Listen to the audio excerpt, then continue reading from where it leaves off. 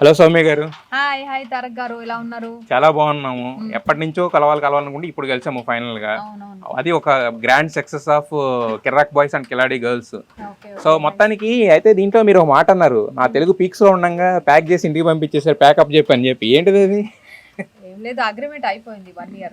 దాని తర్వాత మళ్ళీ కొంచెం వేరే ఫేస్ ని చూసుకుంటామని చెప్పారు. ఓకే అని చెప్పాను అంతే. అప్పుడు కొంచెం తెలుగు గ్రిప్ వచ్చేవాడు. ఆ గ్రిప్ వచ్చినప్పుడు వాళ్ళు నాకు గ్రిప్ తీసేశారు. మీకు ఒక విషయం తెలుసా, మీరు ఇలా మాట్లాడితేనే బాగుంటుంది, అసలు గ్రిప్ లో మాట్లాడితే అసలు బాగోదు. మీరు యాక్చువల్గా లేదు, తెలుగు ప్రాపర్ తెలుగు మాట్లాడే వాళ్ళకి కొంచెం నా తెలుగు ఇబ్బంది పడుతుందో ఏనో, అస్సలు ఏంటి ఈ అమ్మాయి ఇలా మాట్లాడుతుంది అనుకుంటారో ఏనో, నాకు భయం. లేదండి, మీరు అలాంటి భయాలు ఏం పెట్టుకోకర్లా. మీరు ముద్దుగా మాట్లాడుతూ ఉంటారు, మీకు అలా మాట్లాడితేనే మాకు కూడా నచ్చుద్ది అనమాట యాక్చువల్గా. యా, మొత్తానికి అందుకే కదా తెలుగు షోలో మళ్ళీ ఇంత పెద్ద షోలో మిమ్మల్ని తీసుకున్నారు. మీరు కూడా మాట్లాడలేదండి, ఉండేది 40 minutes. 40 minutes లో అందరూ తీసుకోవాలి కదా స్పేస్, ఇక్కడ దొరకలేదు. మన క్రియేటివిటీ చూపించడానికి కొంచెం స్పేస్ తక్కువ ఉంది. పర్వాలేదు, దీన్ని ఒక స్టెప్ గా తీసుకుని, బికాస్ స్టార్ మాల్ నేను ఫస్ట్ టైం చేస్తున్నా, ఒక స్టెప్ గా తీసుకుని తర్వాత వేరే షోస్ చేద్దామని నేను అనుకుంటున్నాను. అయితే స్టార్ మా అంటే దీంట్లో వచ్చే రియాలిటీ షో ఎంత పెద్ద హిట్ అవుతాయి చెప్పక్కర్లేదు. దాంట్లో Kiladi girls and Kirrak boys and Kiladi girls అనేది పెద్ద హిట్. దాంట్లో కూడా ఏంటంటే అంటే కొన్ని షో పాయింట్స్ ఉంటాయి కదా, దాంట్లో చూసుకుంటే సౌమ్య గారు ఎప్పుడప్పుడు తెలుగు మాట్లాడతారని చూసేవాళ్ళు, తెలుగు సంఖ్య కూడా చాలా ఎక్కువగా ఉంది. తెలీదు, బట్ ఇక్కడ కొంచెం స్పేస్ తక్కువ ఉంటుంది, ఎందుకంటే చాలా మంది ఉన్నారు కాబట్టి. అంటే ఇది కొంచెం సీరియస్ గేమ్ షో జరుగుతుంది, అందరూ చాలా సీరియస్ గా తీసుకుని ఆడుతున్నారు. అంటే కొన్ని గొడవలు ఉంటాయి, నాకు గొడవ చేయడానికి ఇష్టము, కానీ ఫస్ట్ టైం చేస్తున్నాను, ఇష్టమే కానీ ఫస్ట్ టైం చేస్తున్నాను స్టార్ మాలో. ఏంటి అమ్మాయి అక్కడ నుంచి వచ్చి ఇక్కడ గొడవ పెట్టుకుంటుంది అని ఆడియన్స్ పాయింట్ ఆఫ్ వ్యూ లో వేరే ఎవరైనా థింక్ చేస్తున్నారని కొంచెం దాంట్లో కొంచెం ఆగిపోతున్నాను అంతే. అంటే మిగతా వాళ్ళందరూ అంటున్నారు, మీ వాళ్ళు యాక్చువల్గా అసలు మామూలుగా బాయ్స్ చేస్తున్న అల్లరికి వాళ్ళని కొట్టేయాలనిపిస్తుంది, అది ఇది అని చెప్పేసి. మరి మీకేమనిపిస్తుంది బాయ్స్ చేస్తున్న వాళ్ళ డామినేషన్ చూస్తుంటే? బాయ్స్ ఏం డామినేట్ చేయలేదు, గర్ల్స్ బాయ్స్ ని డామినేట్ చేస్తున్నారు. But still it's tough competition కదా. It's seriously tough competition because boys versus girls kada, this is the matter of power of girls. So girls should stand up in this competition ani chaala serious ga తీసుకుంటున్నారు competition ని. So మనమే win అవ్వాలని girls చాలా serious గా ఆడుతున్నారు. అయితే మీకు తెలుగు వచ్చని ప్రూవ్ చేయాలనుకుంటున్నాను, ఒక చిన్న టంగ్ ట్విస్టర్ చెప్తారా? ఏం అడిగినా చెప్పేస్తారా? నేను ఒకటి చెప్తాను, యాజ్ ఇట్ ఈజ్ రిపీట్ చేస్తారా? కాకీక కాకీకే, కేకీక కేకీకే, కేకీక కేకీకే, కాక కాకికా. కాకీక కాకేకే, కేకీక కేకీకే, కాకీక కాకేక కాక, కేకీక కేకేగా. సెకండ్ దాంట్లో చిన్న తప్పులు చేశారు, కానీ అర్థం తెలుసా దీనికి? తెలీదా? కాకీక అంటే కాకి, కేకి అంటే పికాకు. కాకీక కాకీకే అంటే కాకి ఉండే ఫెదర్స్ దానికే ఉంటాయి, కేకి ఉండేది ఉంటాయి. సో దేనికి దానికే ఉంటాయి, కానీ మారవు కదా అని చెప్పేసి అనమాట. సో అలాగా మీరు ఎక్కడున్నా కూడా సౌమ్య గారే, ఆవిడకు ఉండే ఫాలోయింగ్ సపరేట్ గానే ఉంటుందని చెప్పాలనేది నా ఉద్దేశం. సో మరి మీ గర్ల్స్ బ్యాచ్ లో, బాయ్స్ అంటే ఆటోమేటిక్గా ఒక టఫ్ కాంపిటీషన్ ఉంటుంది, అదంతా ఓకే.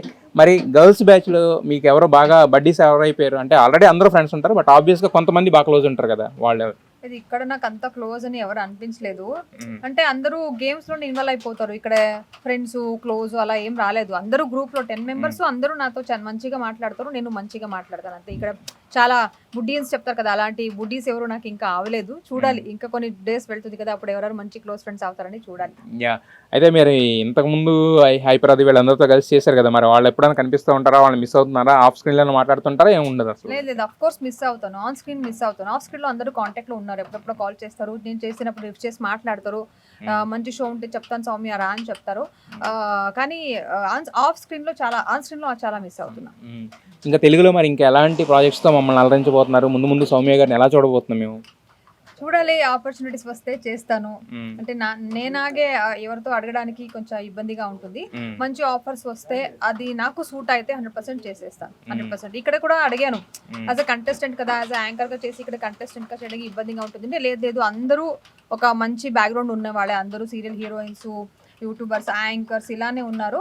సో అందరితో మీరు కలిస్తే మీకు ఒకసారి షోస్ ఎలా ఉంటుంది అని తెలుస్తుంది అని మన ముఖేష్ సార్ చెప్పారు, ప్రొడ్యూసర్ సార్.